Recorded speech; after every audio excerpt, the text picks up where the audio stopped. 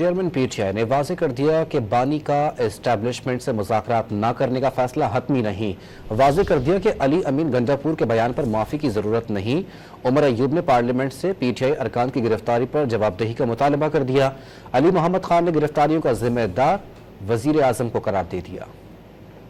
Chairman barrister گوہر نے بانی پی T آئی کے اسٹیبلشمنٹ سے مذاکرات نہ کرنے کے فیصلے کو غیر حتمی قرار دے دیا۔ واضح کر دیا کہ سیاست میں کچھ حتمی نہیں ہوتا۔ فیصل آباد کے P T I M N A Saadullah Baloch کے لاپتہ ہونے کا دعویٰ کرتے ہوئے شکوہ کیا کہ ماحول بہتر کرنے کی باتیں کر کے رکن کو اٹھا لیا گیا۔ سیاست میں کوئی چیز فائنل نہیں ہوتی، سیاست میں ایک ویک از ٹو لانگ۔ دیکھتے ہیں آگے حالات کیسے ٹرن اراؤنڈ کرتے ہیں۔ حالات بہتری کی طرف جانا چاہیے اور تانیاں ایک ہاتھ سے نہیں بچتی۔ اگر آپ ایک طرف سے زیادتیاں کرے، دوسری طرف سے آپ کو کرے، کچھ کہے ایک اور کرے کچھ اور، کوشش کر رہے ہیں کہ حالات بہتری کی طرف جائے، تناؤ کم ہو، تو یہ سختیاں کم ہوں۔ اس کی بیان پہ معافی کی ضرورت نہیں ہے۔ اس نے جو کہا ہے وہ اس نے اپنی اسٹیٹمنٹ دی ہے۔ سیاست میں ایسے ہوتے، میں ہمیشہ کہتا ہوں یہ قطرانے نہ رکھو کہ آپ معافی مانگو میں مانگو۔ اپوزیشن لیڈر عمر ایوب نے ایک بار پھر حکومت سے مذاکرات سے انکار کر دیا۔ دعویٰ کیا کہ حکومت کے پاس اختیار ہی نہیں ہے۔ کون سی مذاکرات یہ کریں گے ان کے ساتھ؟ ان کے ساتھ ہے کیا مذاکرات کرنے کا؟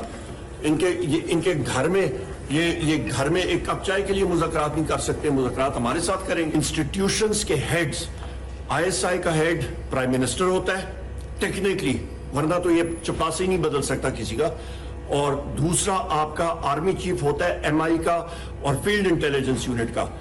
دونوں صاحبان آرمی چیف اور پرائم منسٹر، جو یہ ابھی فارم 47 کا پرائم منسٹر ہے، ان اداروں کے ہیڈز کو بلائیں اور کہیں کہ آپ کی کیا جرت کی یہاں پہ نقاب پوش آئے ہیں لوگ۔ رہنما پی ٹی آئی علی محمد خان نے الزام عائد کیا کہ پارلیمنٹ میں جو کچھ ہوا اس کے ذمہ دار وزیر اعظم ہیں۔ گنڈاپور صاحب تو 9 گھنٹے غائب تھے، شہباز شریف صاحب تو 80 گھنٹوں سے غائب ہیں۔ وزیر اعظم کو پوچھنا نہیں چاہیے کہ میرے اس ایوان پہ رات کو ڈاکہ کس نے مارا، یا انہوں نے خود مارا، یا ان کی ایما پہ مارا گیا، یا ان کو پتہ نہیں تھا۔